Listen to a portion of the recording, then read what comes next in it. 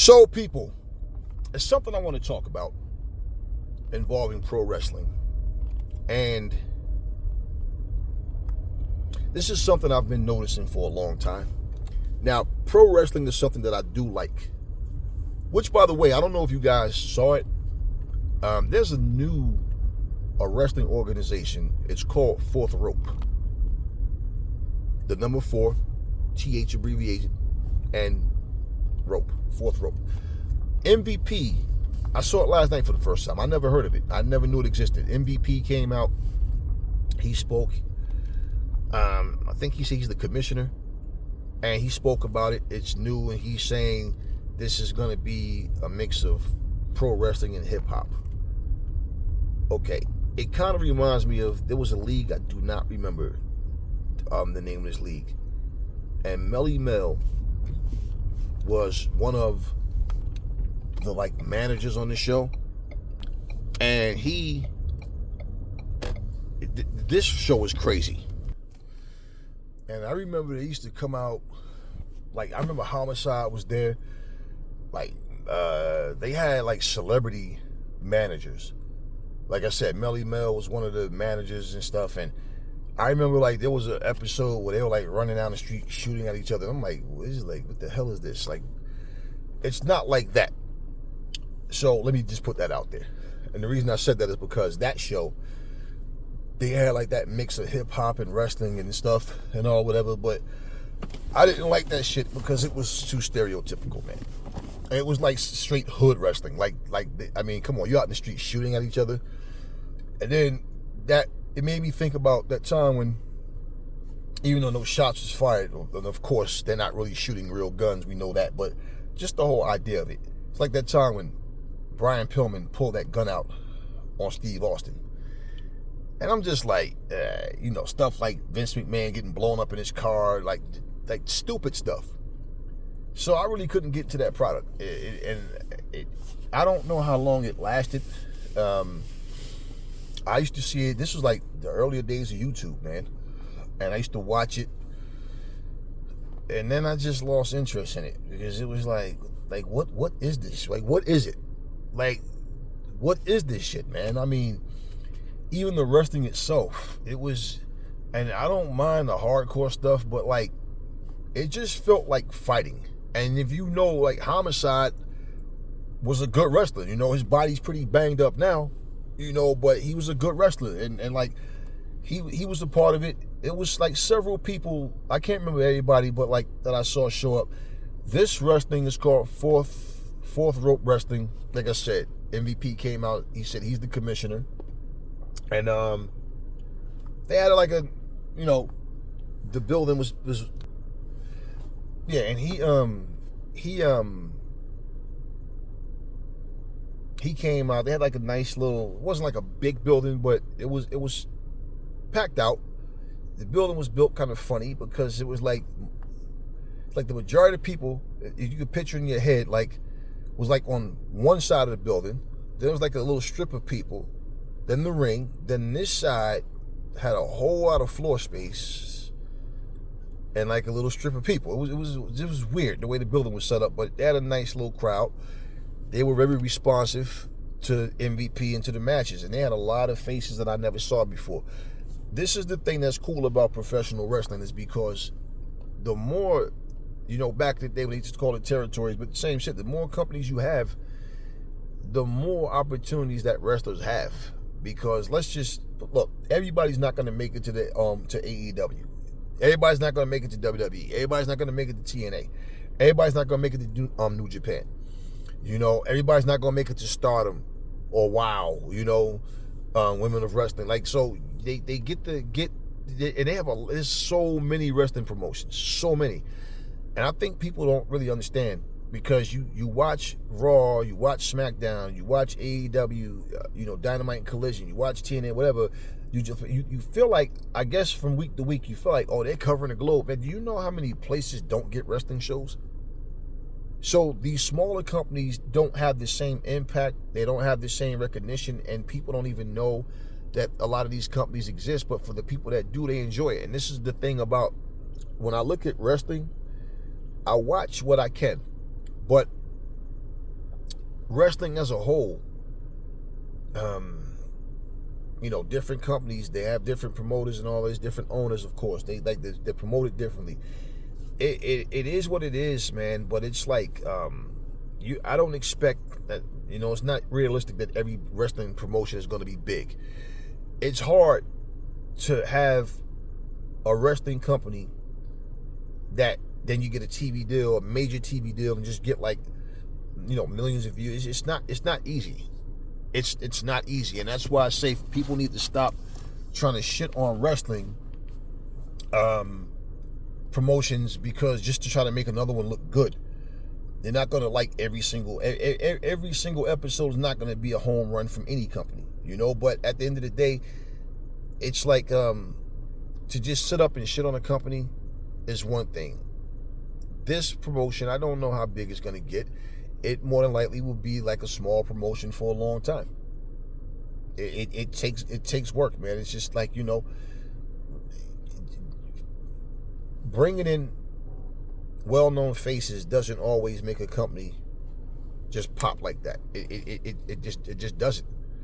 And you always got to understand, wrestling is one of those things. As long as there's a WWE around, there's going to be many people that don't want to admit that there's a product that's more fun or better or whatever. They just don't. So yeah, fourth rope wrestling. Check that out. I saw it on YouTube for the first time. I wasn't even looking for it. Like I said, I never heard of it. It just popped up in my feed, and I watched that last night. Now, what I want to say about professional wrestling, right? Let me go into that from this. Wrestling it's not what it used to be. Nothing stays the same. Everything changes, for better or worse. One thing for sure is, I don't think it's fair, and I don't think it should be, any one company should be judged based on what the other companies are doing. Every show should have its own feel, its own ideas, and basically not afraid to be different. The fans, a lot of times, most of the times, are biased and unrealistic. None of it's real fighting. It's entertainment. This generation especially is more into complaining and not wanting to accept that this is a different product. If it's not like what they're used to, I don't like it. They don't even give it a chance. So that's why I say the fans and wrestling personalities 10 times out of 10 are the worst enemies of professional wrestling. Real wrestling fans understand wrestling.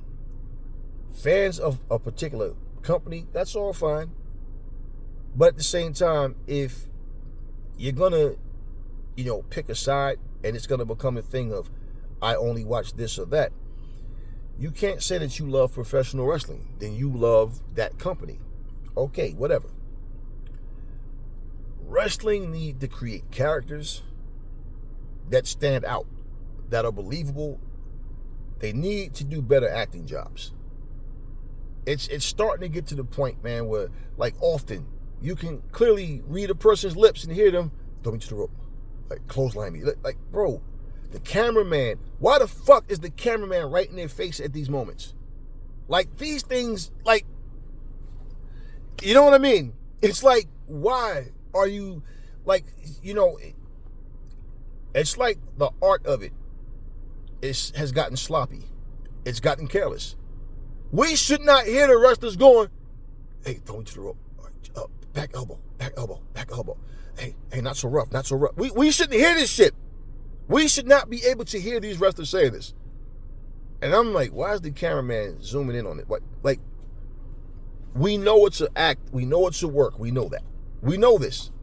But God damn it, it really just make you don't want to watch this shit. When that happens, it's like, come on, man. Like, seriously. We know movies aren't real. Remember old Dolomite movies? How the fucking microphone used to be in the shot and the acting was terrible. And like I tell people, Dolomite wasn't a good actor at all. He was a terrible actor. Dolomite's story was what stood out, not his movies. He had a cult following. Now, if you enjoyed the movies, you enjoyed them. But he really wasn't a good actor. He took his own money. He funded his own fucking projects, his records, his movies, and he was just determined that, nah, I'm gonna make it. And his story is what was powerful, not his acting. You know, Dolomite Is My Name, Petey Wheatstraw, all those old movies. If you sit back and just watch all this old shit, you're like, okay, yeah, you know, you find more humor when he's not trying to be funny than anything else. But his story, you know, is what really stood out. He was better as a comedian than he was an actor. The movies were like you know, like when you're doing something and you don't, like, damn, you're not supposed to get the microphone in the shot, man. Or, you know, it was just things like that you saw that, and you'd be laughing like, all right, did he do that on purpose? Like, that's why if you see the movie Black Dynamite was like a throwback to like everything. I mean, it was like paying homage to him, to Bruce Lee, you know, to like the 70s flicks period, like that era. That's what this was, you know. That's what that was. So when you look at his story, it's like, okay, he made the best of what he had, and he wouldn't give up. You know what I'm saying? And that's like, so as someone who's been watching wrestling all my life, when I see these are flaws, man. These are things that should not happen. The timing, that's why I say part of that is because wrestlers like that, like the match between Bianca and them last night, it was too fucking fast. They're not the fucking Young Bucks. They're not Pentagon and Ray Phoenix. Like, certain wrestlers can pull that shit off. The Commander, like certain people, like you put them together, they can make that shit happen. Everybody can't do it. That's why the matches look so sloppy, because they're trying to do too much too fast. That's why I said, if you put Jade Cargill, slow it down like it's supposed to be. Jade looks fine. Trying to give her too much it's like, no, that's not her style. You wouldn't try to make George Foreman box like Muhammad Ali, would you? He doesn't have that type of speed and movement.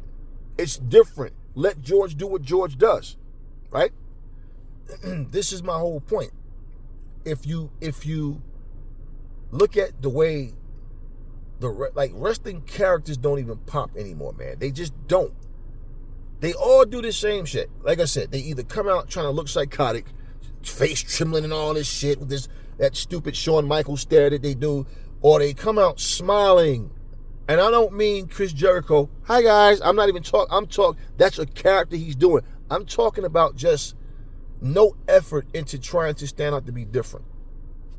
I'm looking at what they're doing with Max Caster and Anthony Bowens, and Max Caster's character seemed to be like he's this arrogant kind of Rick the Model Martel, somewhat Disco Inferno, Terry Taylor kind of, you know, he kind of got that, like, he's calling himself the best wrestler in the world. I see him building towards to a character, even like he's dressing different, you know, with the tassels and stuff now. Like, he's probably going to be like, kind of like a Honky Tonk Man type guy too. He's probably going to grow into one of those characters, meaning like, remember how Honky Tonk would get his ass kicked the whole match? Every time you look, he's getting flopped around the ring and he's looking like he's dying, and all of a sudden, next thing you know, you make a mistake, he gets one good move off and he's in there doing a little hip swivel and all this shit. And like one of those, like, somehow he just finds a way to win after getting his ass whooped. And I think, like, me looking at Max Cassidy, he has a soft voice. Okay, he's not like the masculine type, like, you know, like this character, now from what I'm seeing, and I'm just putting my twist on it to like the vibe I'm getting from looking at him, like where they could go with him. I think he's going to be one of those type of guys. You want to see him lose so bad, and somehow he just pulls the win off. Those type of characters, it's just not there anymore, man. It's just like all the interference with the matches and all that. Okay, that's all cool. It can be fun and exciting and all that, but if the characters stood out, if the storylines, like, example, Example, look at how many versions of the Hulk you have. You have Titan Hulk, you have World Breaker Hulk, you have Professor Hulk, you have Joe Fixit Hulk, right? And for every version of the Hulk, the story of his character, they like what he's doing and how he's doing it changes according to what version of the Hulk that we're looking at. And this is what professional wrestling is missing with its characters, man. I mean, we knew Brutus the Barber Beefcake wasn't a real fucking barber, but he came out with his shears, and we knew Ricky Steamboat didn't really know no goddamn martial arts. And but he came out, started coming out, we would blow the fire, started coming out with the Komodo Dragon, the British Bulldogs come out with the Bulldog, the Killer Bees got the black and the yellow. I mean, it's like what captivated you is because wrestlers were like real live superheroes. That's what they felt like, real live superheroes. So now it's just like everything is all about talking. Oh man, on that microphone, I'm untouchable. It's like, okay, that's one of the things I love about AEW is because they do less talking. If MJF comes out, he'll do his little talk and say whatever he's going to say. Don Callis, he might come out and say, because he gets heat from the fans. They can't stand him, and he get them riled. So, same thing. But you get 5 matches in a 2-hour show of AEW. When you come out to the ring and you talk for 22 fucking minutes, somebody else comes out, they talk for 22 fucking minutes, and within 2 hours you only had 1 fucking match. You know what I mean? Like, I mean, in 1 hour you only had 1 match, and now everything else is just rushed. It just doesn't feel, So the show. So what I'm saying is, when the focus is so much on talking. You're not just telling a story on promos. You're telling a story in the ring during the match. Okay? And it's like the match is like, if you're going to talk that long, the matches need to make sense of the story. The matches is the actual exclamation point on the story. And when you look at wrestling as a whole, one thing for sure is when you see the same things happen over and over. Like I said, you should not see 5 or 6 different super kicks in one show. At one point, that was Shawn Michaels' finishing move. Now everybody throws a super kick. Like, you know what I mean? Certain things just need to... I feel like they need to just put more work into being creative with how the stories go, instead of going, okay, let's just follow the medium and go, we'll do this and we'll do that. Okay, yeah, and then, because that's when it's like the creativity is not what it should be. I don't like long storytelling. I just don't. I don't know since when people tried to make this the standard bearer of, like, no, I never liked when people come out and just talk. Next week, talk. Like, when you going to do something? You keep talking. Wrestle, right? And then the stories end up being, So, and this is one of the things that, like, gets my attention. Like, if you sit here and look at how long the Bloodline has been beefing with each other. Before Solo Sikoa and Jacob Fatu. Before they even came to the WWE. I was watching Jacob Fatu over there fighting against Alex Hammerstone and MLW and shit like that. Okay, if you look at all of that and you think, damn, they're still beefing now. Damn, like, it's still going on. Okay, Roman Reigns just wins this Ula Fala. And I still have a feeling it's not the end. What else is there to do with this story? It's like they're milking it now. They're milking it now. So when I look at like what's happening and why, you just lose interest. It's like, all right, man. So even if you watch it, it's like, and you're waiting, okay, maybe next week could be better. And then, it's like, but you keep getting the same thing. Whatever direction they try to go. Solo Sikoa losing this Ulafala doesn't mean he won't win the world title. And that's just exactly the point, what I'm saying.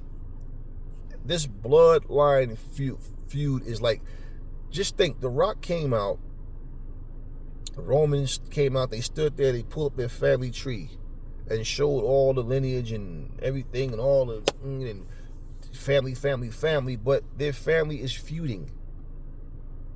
It's crazy. Their family is feuding. So it's like, all right, you're doing all of this. Now all of a sudden, Cody is helping Roman Reigns. We know that this shit happens in wrestling. We know it. But this is the point, what I'm saying. As creative as people may think they're being, they probably not even giving it a thought. It's the same recycled shit. Over and over and over again. I know all you CM Punk fans think the world of him, but I don't think much of CM Punk. I never did. I never gave a shit about CM Punk. When he was in TNA, I just never saw nothing special about the guy. And I don't now. I get sick of seeing him coming out there with that little smug look on his face, with the sarcasm, and they talk about how great he is on promos. What the fuck is CM Punk saying that's so great on promo? I just don't get it. I hear everything he say. I'm not a stupid guy. I'm not a stupid person. I just don't find him to be nearly as entertaining as people try to make him. Like, you guys, when you're talking about The Rock, when you're talking about Stone Cold, when you're talking about Ric Flair, Sting, and I'm talking about in terms of wrestling, I don't even know why the fuck y'all put CM Punk, how you think you can even put CM Punk, Kurt Angle. And I'm not big on Shawn Michaels, but by far Shawn Michaels was better than CM Punk, man. Like Bret Hart. I mean, are you shitting me? And I'm like, hey, you like who you like, but CM Punk? No, man. When he was in AEW, I remember people was, Kenny Omega couldn't lace CM Punk's boots. I'm like, you motherfuckers obviously just hate on AEW and Kenny Omega, because Kenny Omega will wrestle circles around that motherfucker. Are you shitting me? When they wrestled, Kenny Omega had to slow it down, to dumb it down for Punk to keep up. Are you fucking kidding me? And if you watch this shit and don't see that, it's just one of those, WWE, anybody from WWE, CM Punk, don't think much of him, man. And this is why I'm saying, and it's not a personal, I don't like the guy. I don't know the guy. It's not that. It's bottom line. I just never thought much of him. I'm not impressed by him. I'm just not impressed by him. And that's why I said when he beat Seth Rollins, I'm like, I don't give a fuck about Seth Rollins either. It's just, why did he lose to Punk? Like, you understand? What was his name? Aleister Black, when he was in Ring of Honor. And that's when I used to watch him then. And after the Shield days, man, he did what he did, and then he went weird wearing women's clothes and like just dressing weird and came out that stupid laugh and all. I mean, he done changed his character so many times. This is what I'm saying. All the character changes is always some silly shit. There's always something goofy. And you notice, remember how the Nikita Koloffs, the Vaders, the Ron Simmons, the Stings, the Ultimate Warriors, like, there were wrestlers that had that aura of invincibility. They had that point where you hit them and you can't hurt them no more, and you don't even see this shit anymore. It's like it's changed to the point where I don't understand how you grew up watching pro wrestling. I don't understand how you were a pro wrestler and you call shots and you still don't understand. You don't see what's missing. Like, you don't see these. I just don't feel like when you watch wrestling now that people get it, that wrestling will always have that second to football and basketball a baseball position until they start to make a more serious product. Saying curse words and acting like a maniac is not what it's about. When you put a product together, and you if I'm going through the motions and I'm rehearsing with the guy that I'm going to wrestle, everything, the way you walk to the ring, the facial expressions you make, certain movements you make in the ring after doing the move, how you interact with the crowd, like all of this shit, it's just like everybody's doing the same exact things. And it's just not entertaining. But the matches can be. And that's why I'm saying, for me, even back in the day, let me make this clear, I've always liked the NWA and WCW because their matches felt more like matches, where WWE shit felt more like a soap opera. And this is what happens when they come out there on the microphone and they sound like they're just reading from a script. So, you didn't beat me fair and square. Everybody knows that. And I'm going to take my title. Come next week, you don't have a prayer. And one more thing, I'm not coming just to win. I'm coming to hurt you. And when I get it, it's just like, oh, get it, oh, come on already. Just no fluidity, just talk. And even when Punk and them come out and do all this talking, you can see his age has caught up with him and the injuries has caught up with him. But at the same time, they always talk like they're going to do so much, and then they come out and the match doesn't live up to the hype. But they do things in the match with certain spots, might get an ooh and an ah, and then the crowd starts chanting. But then you look at what's really going on, and you look at the way wrestling used to be. That's the shit you want to bring back, man. Make the matches feel special, man. Like, just say, for example, Will Ospreay can put on a match with, like, a great match with, like, anyone. Swerve can put on a great match. You know, certain wrestlers just have, like, they can do that high octane, just fast pace. You know, Kenny Omega, I don't think he can do it like he used to, but again, wear and tear on the body. But what I'm saying is, and that's exactly what I'm saying. That's why the pace of matches need to slow down in wrestling, period, when it comes to the older wrestlers, for sure. I don't mean walk right. Look, I'll give you an example. And this is not what I'm saying they need to resort back to, but they need to slow the pace. Remember, if you watch Macho Man, even in his prime, Flair in his prime, they would get in the ring like they about to lock up, talk some shit.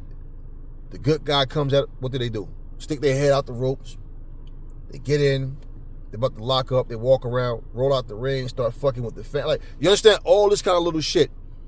If you look at all these little tactics, run in, get you to move, motherfucker, get 2-3 moves off on them, roll back out the ring, walk around some more, threaten the fans and all. You don't see this happening like that. It's like everything is just move after move after move after move, and before you know it, they're sucking wind. They spend a lot more time knocked down on the floor, crawling to the ropes because they're really winded. And it's like, slow it down, man. Slow it down. This is why I felt confident too when they put Sting in that match with Darby Allin, where it was a cinematic match. And it's like, there you go. Put Sting in tag matches. Don't give him too much solo shit. Because at his age, this is how you hide the flaws, man. This is how you, not flaws, you hide what they can't do anymore. You understand what I'm saying? Sting was still able to hold his own, though. He was still able to hold his own. He was taking bumps, man, and he was giving them. Diving off cages and shit. So, I mean, he still was there, but the point is, the intent is to put him with Darby. They can make more things happen together. That's what I'm saying. I like what they're doing with Jeff Jarrett. Jeff Jarrett probably won't become world champion. And like I said, if he does, he probably is going to say he got lucky. Who knows? However it may go. But if he does, you know, look at the story behind it. Like the emotion that's behind it. So he wouldn't have it for a long time if he did. But it would be like, hey, man, They look at what they did for Double J. You know, Bryan Danielson. These situations where I remember when Moxley had put the bag over Bryan Danielson's head and everybody, oh, he could have killed him. Oh, really? Is that what y'all think was going to actually happen? Really? This becomes his thing with the plastic bag, right? What's the complaint about? Like, he's really going to kill him? Like, do y'all really think that's what's going to happen? I mean, come on, y'all. Even JR, I don't care if you work for AEW and you say it. It's like, the point with everything is these extremes that people go to is to, of course, get the fans to ooh and ah. Like Darby Allin coming out with the blowtorch. Come on, man. You know, but at the same time, man, there's things that people have done in wrestling that people ooh and ah. Like things that worked some years ago might not work now. Take the hate out of it and the ignorance. But then you can't take the hate and the ignorance out because it exists, you know? And that's what people do. But wrestling as a whole, man, when I watch certain shows, like, it's like everybody's just running around the ring doing moves and there's no actual story going on, right? Not so much, not AEW and WWE and TNA, but I mean all the other companies. MLW have their stories too. But the problem with most wrestling stories is they're just not interesting, man. Like, the reasons that someone is wrestling, right? If you're going to put a story into it, make it make sense. A lot of this shit is so childish and petty that it's like you're wrestling because of that shit. I mean, I go back to The Rock and John Cena. When they wrestled the first time, once in a lifetime, that happened twice. But what was weird to me was because just look at what John Cena was complaining about. He was mad at The Rock because The Rock says he loved the WWE, but then he left for Hollywood. Then John Cena goes and do the same exact thing. And I'm like, what the fuck business is of yours? Because this man wanted to go become an actor. What the fuck? What are you, like, secretly in love with The Rock or something? What kind of shit is that? Because, man, don't dick me around and say that you love the WWE, then you're going to go and do a movie. Like, who the fuck are you? He have to, like, I'm like, man, this storyline is so stupid. Then he goes and become an actor. And he's doing the same shit The Rock did. This is what I'm saying. Like, the storylines, see, stop insulting the intelligence of the wrestling fan.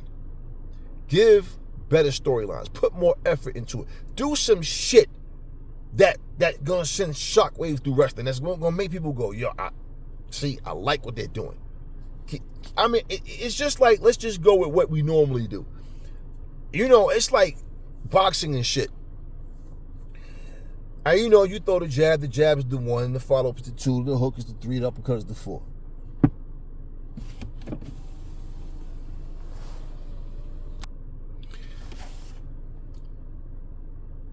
All of these different things that you do. I remember I'm sitting there and I'm watching what everybody's doing in the gym. And I know what I'm doing, but I'm watching everybody else.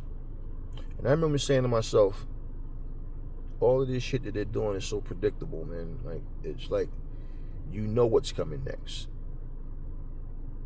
So I'm throwing my combinations and putting my shit together where you're not expecting what I'm about to throw. So the way I angle, the way I stand, the way I know I'm going to shoot the next shot where you're not going to be able to detect, like, all these things I'm working on.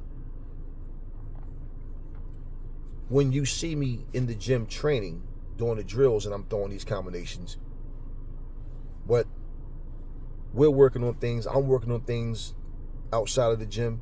I'm doing things that you don't get taught in the gym. Because now when I get in the ring and fight, guess what? Damn, I wasn't expecting that. And all you remember was opening your eyes, looking up at the damn lights. This is what I'm saying. Think outside the box. And like, I sit, man, and I'm looking like my ideas for wrestling, man, would be so like it. And I just wish that people would think differently to give us a better product. And at the end of the day, if your efforts are not going to be like, think about this. TNA at one point was coming up with all these different concept matches, right? I mean, I remember they had this big round cage like a big ass ball. You had to climb to the top and go through the roof, the door they had in the roof of the cage and all that. All these different things, right? None of it caught on to where like it became groundbreaking and people are talking about it to this day. You know, it was things that they did though. And part of TNA's biggest problem wasn't Dixie Carter. It's because they were competition to the WWE. And it's like, nope, they were AEW before AEW. And people just didn't want to see TNA shine. I mean, why would you be mad about Monday Night Wars again? Why? They didn't care about that shit anymore at that point. And they remember what was happening to WWE when WCW was whooping their ass in the ratings all that time for 83 weeks. So all that shit that people were talking about, I'm saying, bro, do you understand that when it comes to entertaining people week after week after week, like every single week, as I said, you're not going to hit a home run every single week. But when you, and that don't mean that the show can't be good every week. That's not what I'm saying either. I'm saying I'm not putting unreal expectations on something. I'm saying I feel like wrestling just as a genre has become lazy with how they're giving you matches. They're giving you good matches. Like you can watch it, okay, but it's like, all right, that was a solid match. But next week, let me give you an example. Let's just say right now, Bianca Belair wrestles Piper Niven. There's no beef, no story. That's just a match for that night. Okay, cool. Now, say she beats Piper Niven. Now, next week, Bianca Belair is fighting against, say, Chelsea Green. There's no storyline, no build-up, just a match. Okay, cool. But let's say after the match, she gets attacked by Chelsea Green. Then, say, Piper Niven comes out, right? And she pulls Chelsea Green out the ring. Now, there's no interaction with her and Piper Niven and Bianca in this instant, right? But she pulls out, and Bianca's talking to her shit. All right, they point at and talking to her shit, and then they go to the back, and Bianca is exciting the crowd. Okay, whatever. Now, let's just say the following week, they put Bianca Belair has a feud with Bayley. So they have dialogue now. They're in the ring, they're talking, they're going back and forth. Now they have an upcoming match. Now all of a sudden, the next week, Bayley's in the match. Bianca comes out for the save because she want her to be 100%, no excuses when they wrestle. Something happens, she accidentally hits Bayley. And she's telling it was an accident, so they're going back and forth. Now, all of a sudden, following week, Bianca has a match. She's getting jumped. Bayley comes in for the save. She accidentally hits Bianca. Right? They're beefing back and forth. But then Bayley pulls the heel move, pull out a weapon and hit her with a chair or something or whatever. Now they're booing Bayley, right? Now all of a sudden, right? Just think about what I'm saying. They have a pay-per-view fight. Now Chelsea Green and Piper Niven is on the card. They're fighting. But what happened with Piper Niven and Chelsea? It didn't lead to nothing. You understand what I'm saying? It didn't lead to anything. But then all of a sudden, let's say Chelsea goes out and wins a title. You lost to Bianca. Chelsea lost to Bianca. Piper Niven lost to Bianca. But now, all of a sudden, Chelsea has a belt. Bianca has no belt, but she's not coming after that belt. There's nothing. It just, you understand what I'm saying? It was just matches that went nowhere. The loser got a belt. Okay, cool. I'm not even mad that Chelsea Not got the belt. What I'm saying is she got the belt, but there was no build up to nothing. Now, the fans are sitting there going, what the fuck just happened? Why do you think the fans were so happy for Chelsea Green finally winning the belt? Because Chelsea has been a fucking buffoon the entire time that she's been in the WWE. The goofball. The one who can't get it done. The one who was out there basically sucking up and helping Piper Niven all this time. You understand what I'm saying? Could never win anything significant. So now, here's the underachiever. They want to see her win. If Chelsea Green would have basically just say, and let's just say if Chelsea Green would have had a different type of character where she wasn't the goofball. Chelsea in the ring is decent. She makes a lot of mistakes still too. She's decent. There's nothing special about what she does in the ring. You know what I mean? So her character is like, you don't expect her to really win, but she won. Oh shit, okay, then you want to see her win. So this is what I'm saying. Without her winning a bunch of matches, she's been in matches, she's been treated like a buffoon, and she lost. So what I'm saying is they had a reason to want to see her win. But if you're just in matches and you're losing matches, but there's really nothing going on, there's nothing with your character, there's nothing, this is what I'm saying. That's what is happening in wrestling way too much. There's nothing really going on. They're trying too hard with this reality TV style of wrestling, and that shit is not catching on the way it caught on, the way the style and things that they were doing, you know, some years ago. And I'm not saying abolish that shit. I'm saying add to it, build around it, build with it, because like you got to mix it in, because people get very bored, and wrestling is every fucking week, you know. So I really feel wrestling would do a lot better if they did things of that nature, because right now, man, you know, like they keep saying, it's a great time to be a wrestling fan. Yeah, but at the same time, the reasons that people are not really digging, like, I'll put it to you like this. AEW's numbers should be way higher than what it is. And I'm not blaming AEW. I'm really not. Look, this is what I'm saying. I'm not blaming the WWE, and I'm not blaming TNA. Every one of those products are different. I'm blaming the fucking fans, the people, for being biased.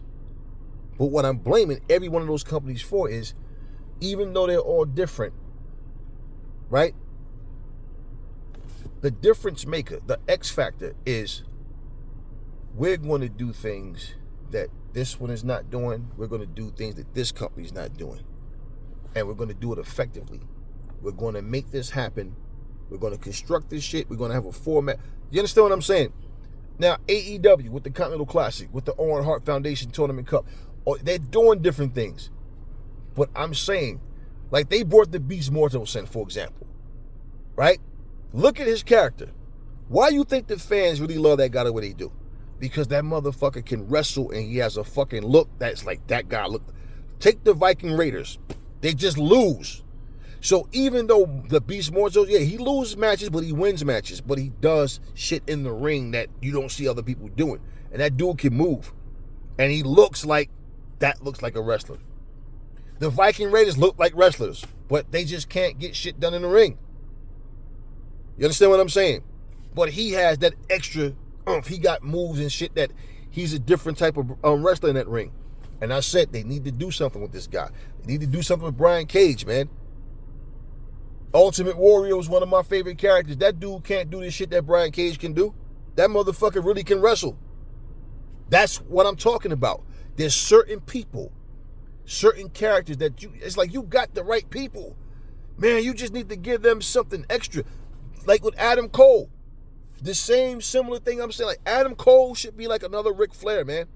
I don't mean him going woo and coming out with no, I'm saying Adam Cole character. His character He should be one of those guys you want to see lose so bad. But somehow this motherfucker win. Because he can wrestle. But this is exactly what I'm saying, man. Is the characters just don't pop like they used to. Who wants story time with Adam Cole, baby? Like, all right. Nah, not really, Adam. I really don't give a fuck about your story time. This is the shit that I'm talking about, man. It's just like the crowd of ooh and ah, but it's like, okay, what story are you getting ready to tell that's going to lead to a storyline that we care about? No, this is what happens mostly in wrestling. Somebody will come out to cut a promo, then they'll get interrupted by someone. This is how the next feud starts. And it's just becoming like a blueprint that every company is doing. Now, whatever this wrestler was about to say had nothing to do with this guy that interrupted him, but this is the next feud now. And it just comes up, okay, so we have a problem with each other. All right. You understand what I mean? This is what, when we talk about a slow build, I don't mean let's take 3 weeks just to have a promo. No. This is how it started. This is where it's going. And they got to do some different shit, man. It's not about just jumping off the top of a cage, doing some death-defying move. It's like it's everything. That's why I'm saying if you're gonna have story time, if you're gonna do promos like that and have these long, in AEW don't do long promos. Like I said, I love that. I'm not into these long promos, man. But if you're gonna do it, it's not about everything in wrestling. When they talk about somebody in promos, it's just sarcasm and talking shit. But the match is like, okay, so the promo was better than the match then. That's what's happening way too much. More focus on blah, blah, blah. Wrestle. Wrestle. If you think about it, if you ever watch these old horror movies like with Nosferatu and Dracula, like the old ones where it was just method acting, they're not speaking no words, but you're watching the actions of what's happening. You understand the music is like communicating with you. You're supposed to feel this way. The music changes to this. So the music, their facial expressions and what they're doing, and you understand what's happening. So without words, the facial expressions and the actions, you know this person is scared. Oh, she's about to scream. Oh, she wants to run. She's looking around the room. She's trying to find an escape. Oh, remember that door is locked. Oh, this and that. Like so you see, you understand it. This is what I'm saying. Because when you're in the wrestling arena, remember, the fans don't hear what the fuck the commentators are saying. They just hear what the wrestlers say when they come and talk. But the story is being told in the ring. And this is what I'm saying. You have to have better method acting. You understand what I mean? It's more intriguing, man. Like, the way they do wrestling now, it's just like I'm saying, it works, but it could be a lot better. A lot better. And that's every company, not every one of them. I really hope that TNA can find, I hope they can get that, 10,000, 20, whatever, 20,000. I hope they can fucking get that shit to finally happen for them. I really hope that they do. And it would be awesome to have a big three. Because right now we got two big ones, and TNA is there, but we know they're a smaller company. But bottom line, they don't have billionaires backing them up. That's what I'm saying. They don't have a billionaire running their company. This is what I'm saying. But bottom line, that would be cool for wrestling. I listen, like I said, and I was watching an episode of TNA, a segment rather, where Moose throws out the old TNA X Division title because next week or this week is it? I think their pay-per-view might be tonight. I'm gonna see. He's gonna unveil a new X Division championship belt for himself. The article, either I read it wrong or no, I didn't. I thought I read it. I didn't. It was misleading. It said that he dumps he trashes the X Division title, but I thought they meant that he got rid of it. It said for new title, so maybe I looked at it. I took it the wrong way at first. The way it was worded, that's what I thought that he did. That he trashed it because it said he trashes it for a new title. And I'm like, yeah, even in the description that he discarded his belt So I'm thinking like he got rid of the belt, like he don't want it no more. Like I've been X Division champion, nobody can beat me, whatever. I want the world champ. That's what I'm thinking. It's something around that. But it's like, no, he's gonna have his own custom made belt. Like how Matt Hardy had that ugly ass belt that he made in TNA for himself. That type of thing where he's gonna have his own custom made belt. So little things like that, I don't think nobody's gonna tune in just to see the belt, but who knows? You know, and it's all good, man. They're doing what they're doing. You know, but I'm just saying there's things that they need to like go get back to for wrestling to really. It was just so much more fun back in the day. I'm just being real with you, man. It really was more fun, and things that you like as a kid, as you get older, you see things for what they are, and it's like, okay, you know what I mean? You want to like more realistic. You know, it's like when you grew up watching like He-Man and the Super Friends and stuff like that. And you like, they never fight on the show. They always just like shoot stuff out their eyes or their hands. They'll save somebody from falling out of a tree or some shit like that, but they never actually fight. You know, He-Man only just flipped people over, never punched anybody, like really did no damage to nobody, right? And then you found anime, and you said, oh, they really fight. Remember Ninja Scroll and Fist of the North Star and stuff like that? And you like, nah, this is different. Duke Nukem and all that kind of shit, Spawn. So you got to see more adult type shit, you know what I mean? So now the Super Friends is a thing in the past. Yeah, I grew up on that, but you understand what I mean? Nothing was really happening, and this is what I'm saying. It's like the wrestling, like you see a lot of great wrestling. Don't get me wrong, the wrestling, but to put a 2-hour show together and to get the attention of the audience, live audience, you know, and the audience, you know, watching on TV. Yeah, man, you want to put these things together to where people give a shit, you know, not watching you talk shit going, all right, come on, man, let's get to the match. And that's what you're going to feel if the story is not compelling. And this is what I'm saying. They need to bring character. They need to work on characters, man. And don't have some menacing character like the Boogeyman. The WWE completely wasted that guy, man. That guy's entrance, like, you can see the fear on people's faces when he was coming out, them fucking worms in his mouth, and he hit himself, and then people like Papa Shango, when he used to come out, and people was looking like, oh, like you could see the look on his face. The music he came out to, that weird, creepy sound kind of remind you like the Evil Dead, that shit, right? It comes out, got the smoke coming out the skull, and people was really, like, when they pan the crowd, they're looking like they're terrified of this guy. You forget that, hey, this shit isn't even real, right? This is what I'm saying. That's my point. Even like when I said Nikita Koloff, Ivan Koloff, them motherfuckers had us fooled thinking they were really Russian. They don't make characters like this anymore. And how they fucked up the Boogeyman is because Boogeyman lost every time I saw this guy, he was losing. They found that it fit to do stupid shit with him, like somebody opened up a platter and all of a sudden his hand's just sitting there in the platter. He starts laughing, like this goofy shit like that. This is what I'm saying. So it's like, come on, man.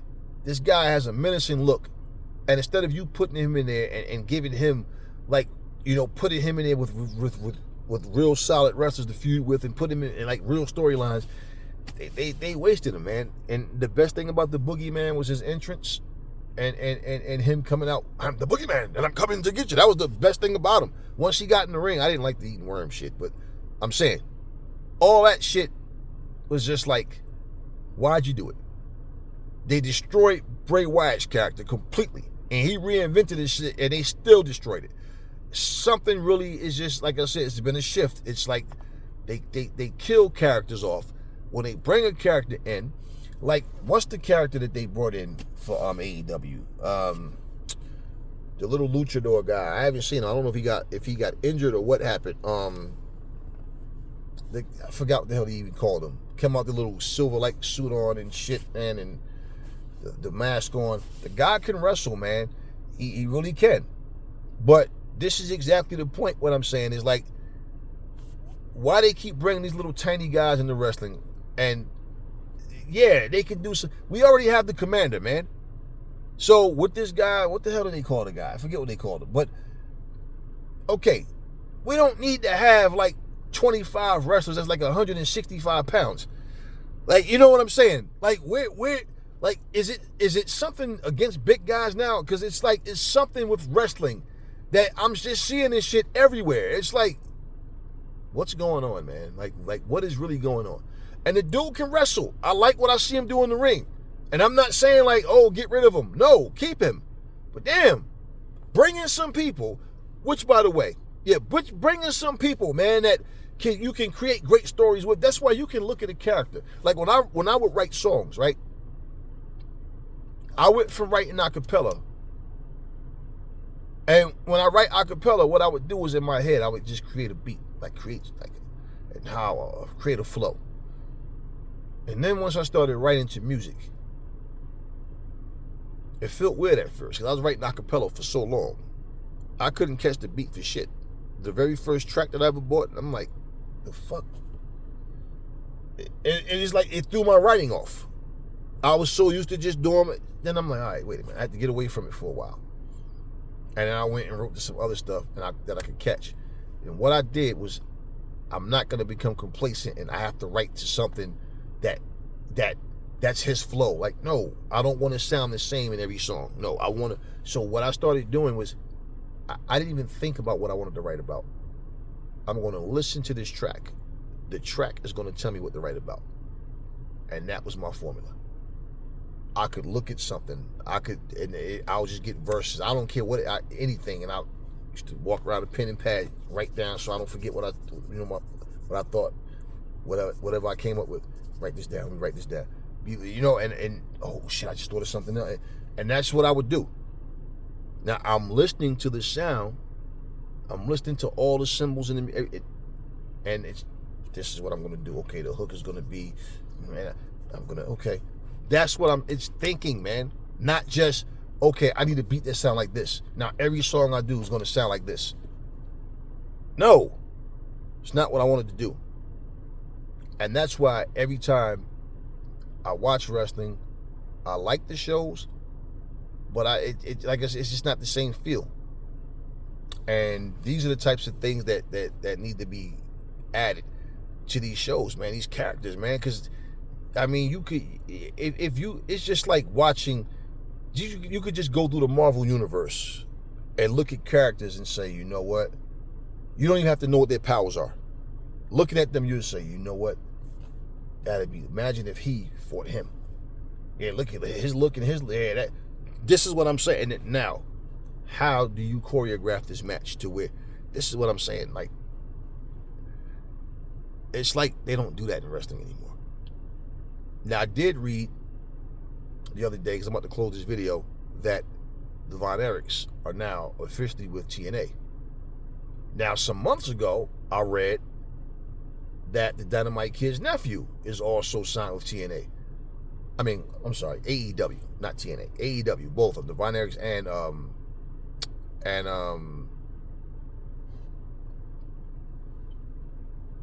there's a couple of people, actually.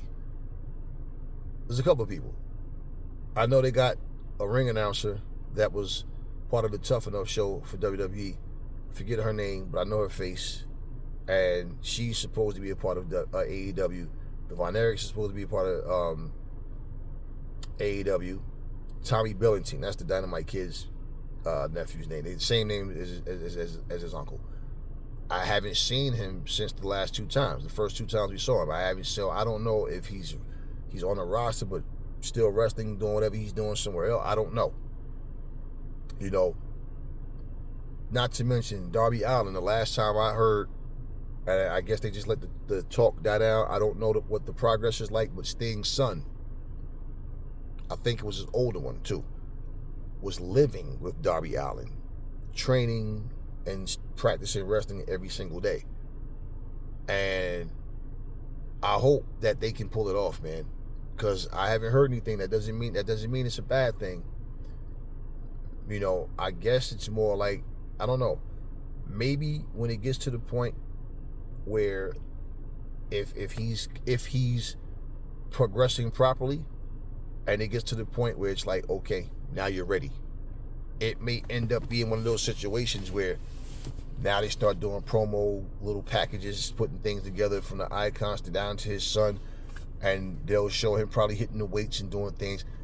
definitely he needs to tighten up, man, because if you're going to come in there and like, people might not remember, Sting was jacked at one point when he was younger, you know, and, you know, as you get older, you know, whatever, you know, people might, you know, your last images of people is what you remember last. So, but Sting was jacked back in the day, you know, before Surfer Sting.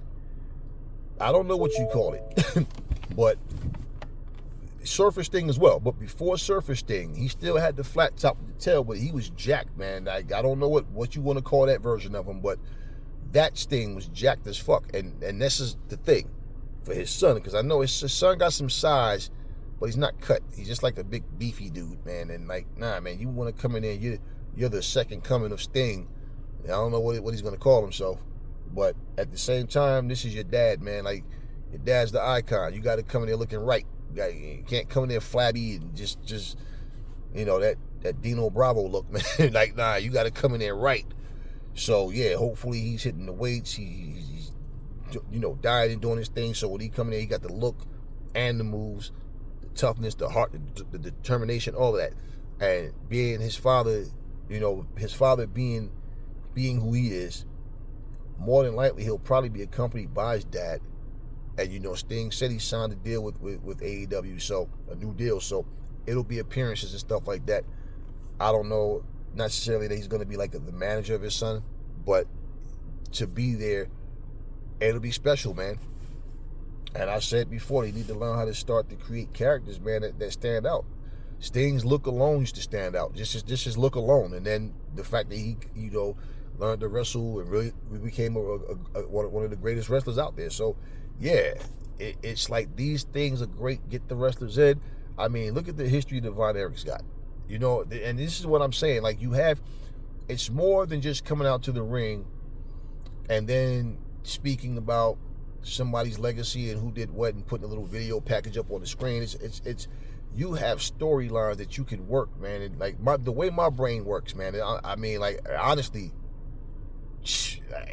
we really, wrestling could be in a like even much better than what it is now. I'm pretty sure a lot of you got great ideas, like just people in general, man. Like, it's a lot of shit that they can do.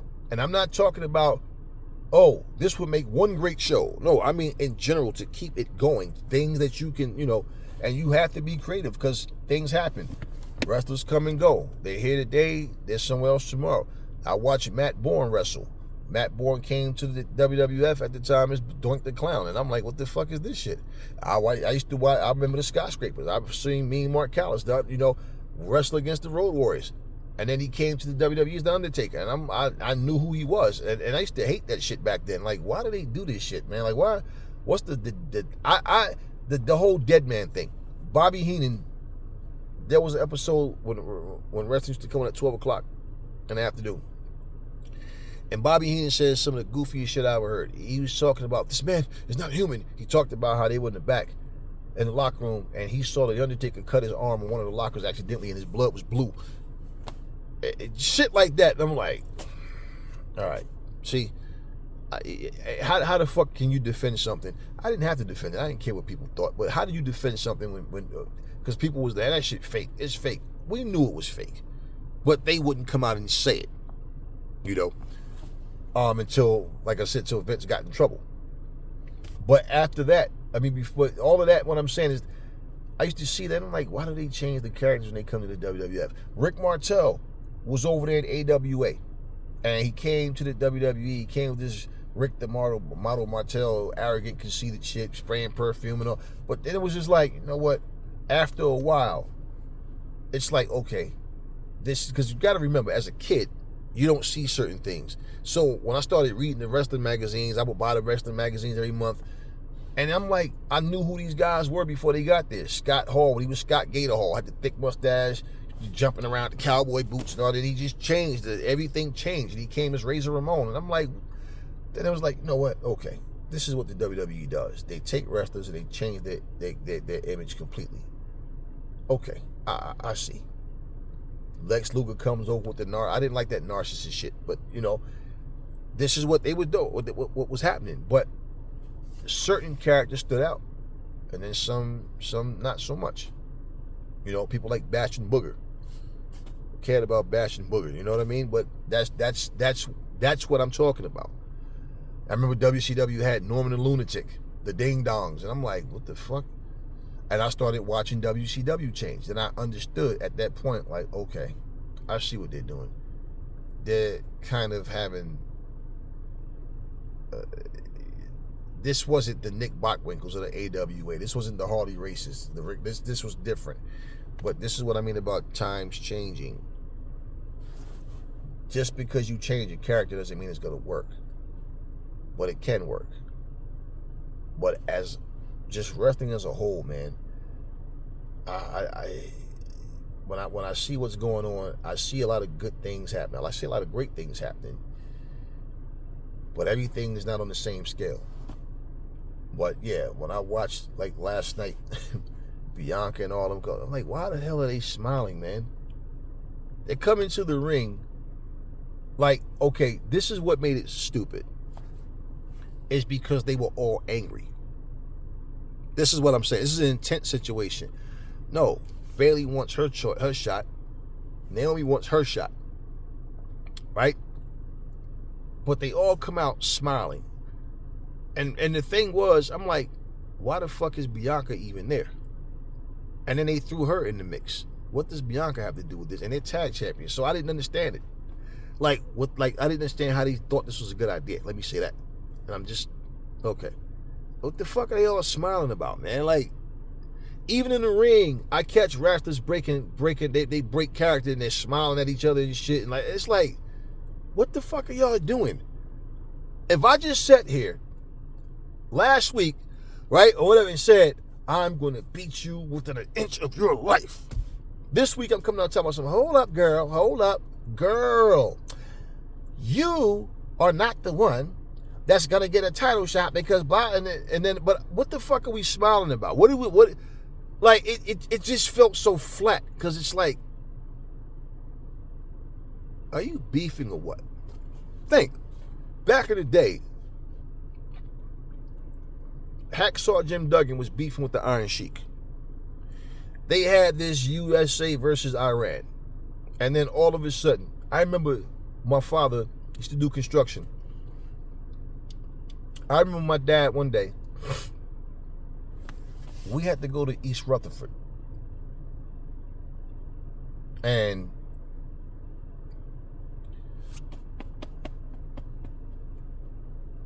what the hell did we go there for? It was some type of little folding table. And you know, back in the day, motherfucker throw that drop cloth on top of that drop rug up there, like the ones the mechanics use, and then they would tie whatever to the top of the car, and it was one of those. Okay, anyway, it was a table. It was one of those folding slide tables, and the guy was giving it to my dad. It was brand new, but he had no room for it, so he took me with him. I was a kid. It was in East Rutherford, New Jersey. And I remember the guy, he had the truck. We pulled up. I had never met the guy. We pull up in the truck. And where we went, it was a motel.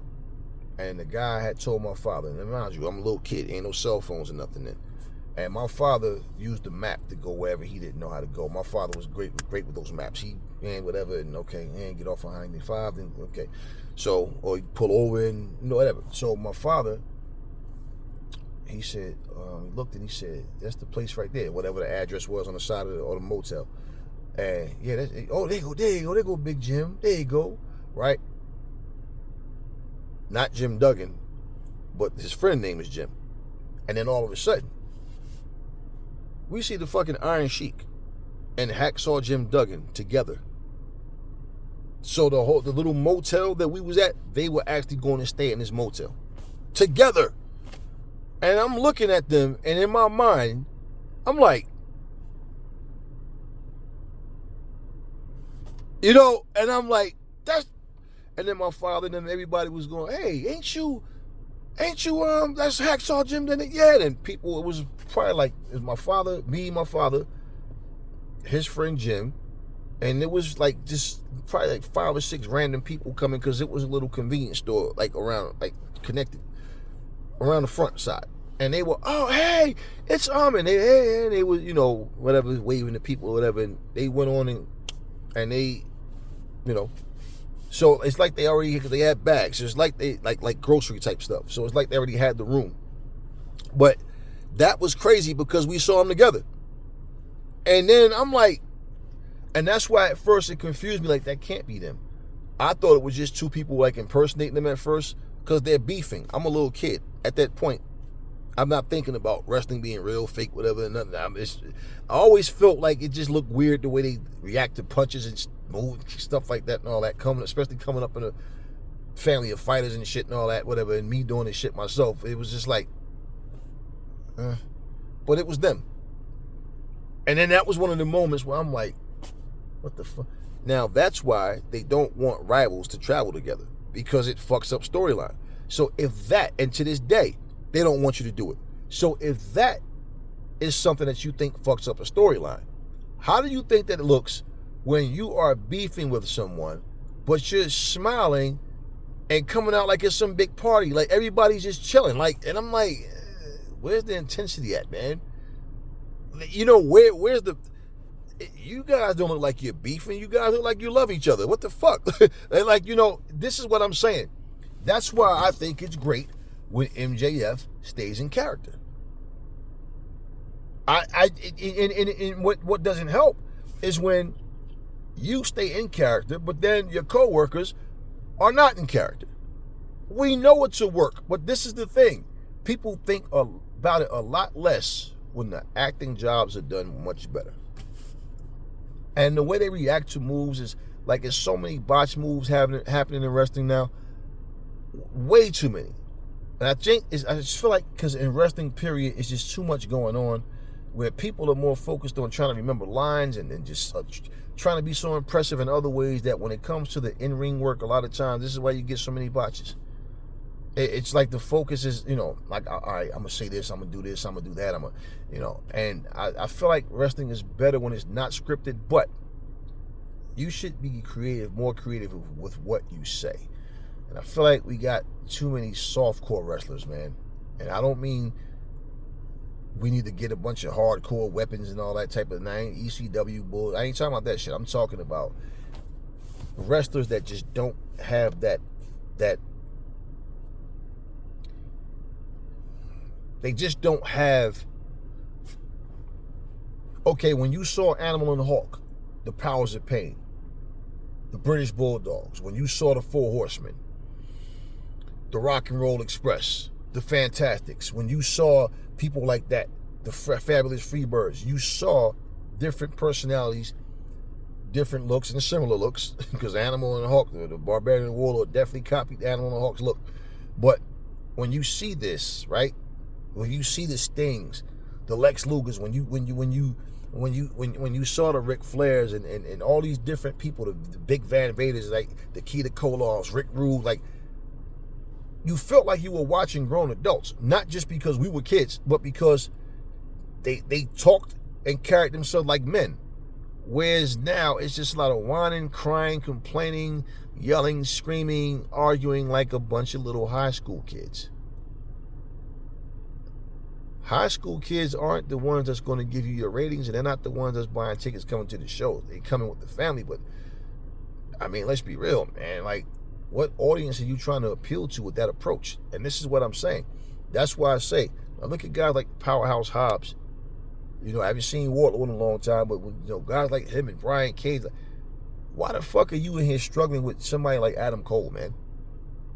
That part of wrestling needs to change. Where if Adam Cole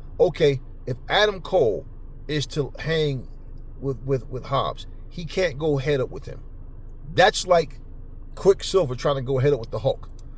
No, you got to hit and move. You got to do things. You understand what I'm saying?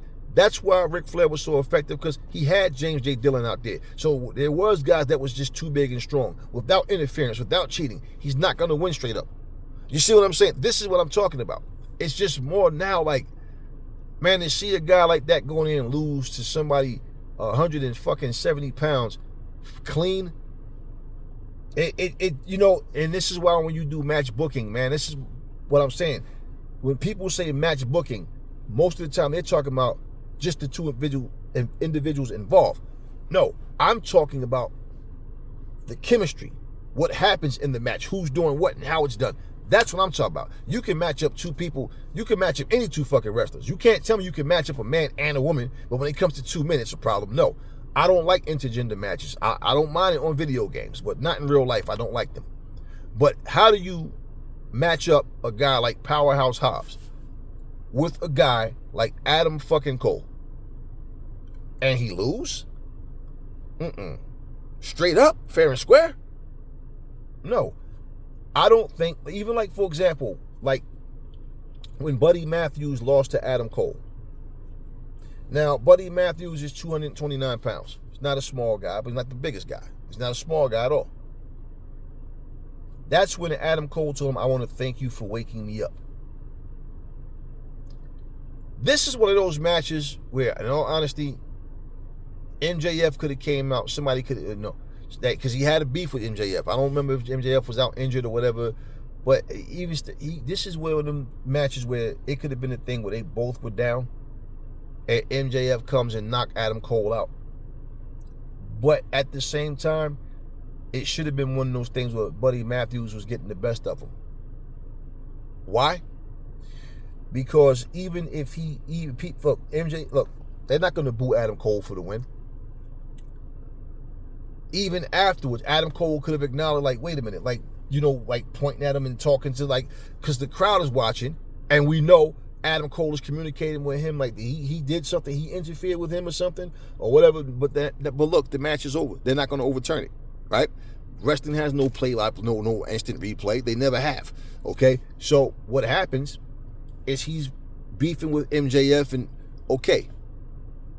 So now at the same time, they could even did something like Adam Cole takes Buddy Murphy's hand and like holding his hand up, or he's holding hand, like, you know, like they're both raising their arms and like he's giving it up for him, you know, because hey, I didn't see it. That's what wrestlers used to do. They're mouthing this stuff out. I didn't see it. I didn't know. Like, you know, things like that, because it helps the product. Because you see a guy that big. That's why I always had a problem with fucking professional wrestling, because I'm like, man, hey, I can't let you beat me. I'm a real fighter for real. You beat me, you're going to have to, like, actually beat me. That's why I commend them, because it's not for me.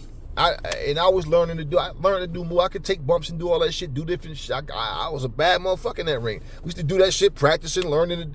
But it's just something that, as a living, I'm going to, No, and I used to watch guys all bloodied up and shit, and I'm like, the fact that I'm just going to let you hit me in the head with a fucking chair, or, you know, do some insane move to me, and I might end up being injured or something, or injure you for something that's not even real. It's like, you know what?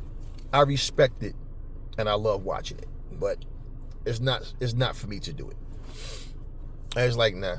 So when I was doing it, I was just learning how to do it for fun, and I thought, hey, who knows, right? And then it was like, nah, nah. I don't want to go off script and punch somebody in the mouth and knock them out because they did something and it hurt a little bit too much. And I come out of character. Like, no.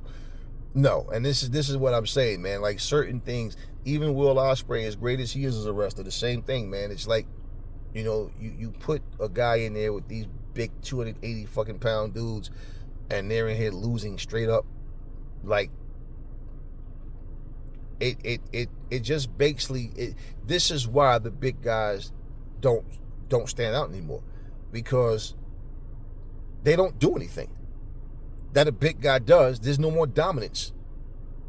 There's no more dominance. It's like, imagine Rey Mysterio beating Kevin Nash.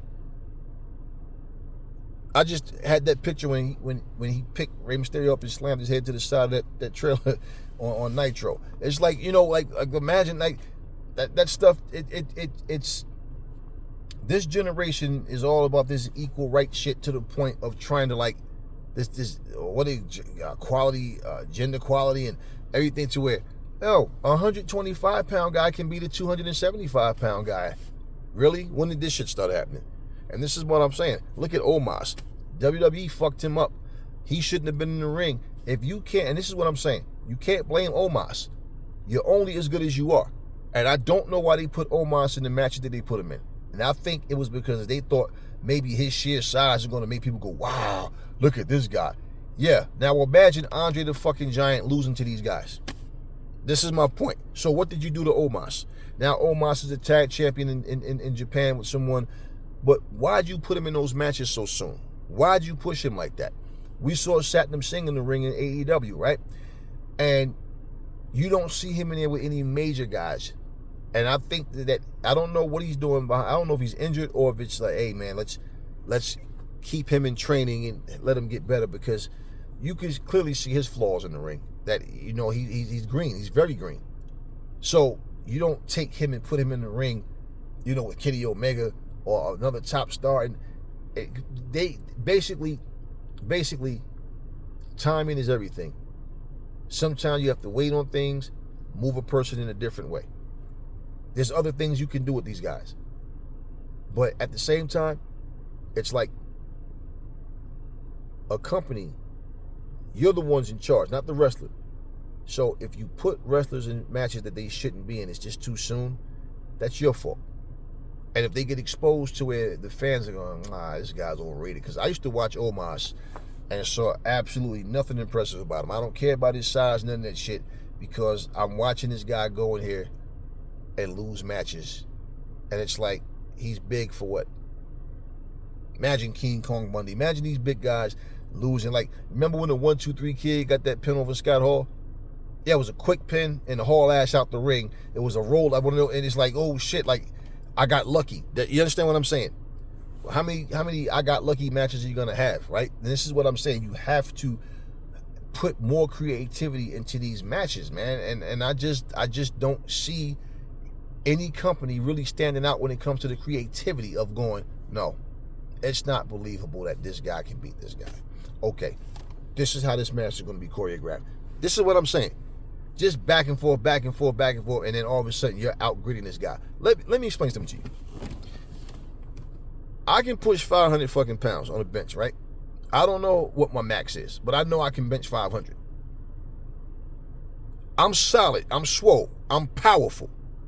Now, you going to tell me a guy that doesn't work out nearly as hard as me, this motherfucker don't do the shit that I do. He doesn't even look like he belongs in the ring with me. He can take a kick to the body better than I can. He can take a punch to the face better than I can. He can take bumps better than I can, and I'm strong and swole. What is all these fucking muscles for? You understand what I'm saying? And we're having a dog fight back and forth, and he's every bit as tough as I am? No. His style of beating me has to be something different. That's exactly why the face needs to be the face, the heel needs to be the heel, and the heel needs to cheat to win. That's why they're heels. Now it's like you're just a heel because you got a fucked up attitude. But the good guys a lot of times have the same shitty attitude as the bad guys. So what's really happening here that's making this product stand out? This is what I'm saying. And why I'm taking my fucking time. I wanted to end this video a while ago, but I'm feeling it, and I'm just going with it. So fuck it. Clean your house, turn me on, and just listen to me. Do some shit, whatever. This is exactly what I'm saying. People are not taking the fucking time to really construct a match. That's why, as much as I love Marvel movies, we were irritated with Disney and Marvel for fucking making Thanos beat the Hulk ass the way he did, and the Hulk didn't even get no fucking payback. And I said, damn, even if the Hulk didn't put an end to him, the Hulk should have got the best of him in the rematch, if for nothing else but to get his redemption and show, yeah, I'm the Hulk. I'm one of the top here. Yeah, I'm one of the top Marvel characters, period, right? And the strongest Avenger. But what do? Hulk gets thrashed, and then he refuses to come out because he's in his feelings, because he feels like Banner and everybody else only want the Hulk to come out when they need him, which is a fact. And remember, they sent them off to that damn planet to keep Earth safe and shit. And that's when he came back in the comics as Worldbreaker Hulk, and he destroyed all the Avengers. He almost killed everybody. He cracked and destroyed the whole Las Vegas just from a fucking foot stomp and shit like that. But you see the point what I'm saying? Like, where was the critical thinking of, man, nah, this is the Hulk. We can't do him like that. No, Disney's like, no, let's make him funny. Let's ha ha ha. Remember the other one, the follow-up movie, they had Thor was all fucking fat and depressed and unsure of himself. Like, all of this goofy shit. Like, this era is different. It's different. And this is what I'm saying. Like, you come on, bro. I'm powerful, swole, strong, for what? And I'm fighting someone look like Adam Cole. Even Will Ospreay. He's not like a small guy, but come on, man. You mean to tell me he's tougher than me? Nah, man. You know, they need to learn how to make heels again. They need to have managers that made a difference, that had a presence, not just ringside with you, just get on the microphone and talk for you. And this is what I see. It's become like a lame, predictable project. And like I said, because these guys and the girls can wrestle, they can make the matches fun. But overall, storytelling is you know, I'm not into that long storytelling, but you're going to tell a story. You don't have to make it long. Make it impactful, though. Get to the point. And something brews from somewhere and you have something to say. We got from this point to this point because of, okay, cool. You don't need to do that every single week, though. We know what the story is. Now you got the little promo package. Sometimes you're not even live, so you do it via satellite or whatever the fuck, however. Everything. All these little things, they matter. They make a difference. They make a difference. Like I said, the wrestlers used to be mouthing out and like making hand gestures. Like you knew what they were saying. You could understand what's going on in the story. They need to fucking get that back into professional wrestling. And they need to fucking make these big guys mean something.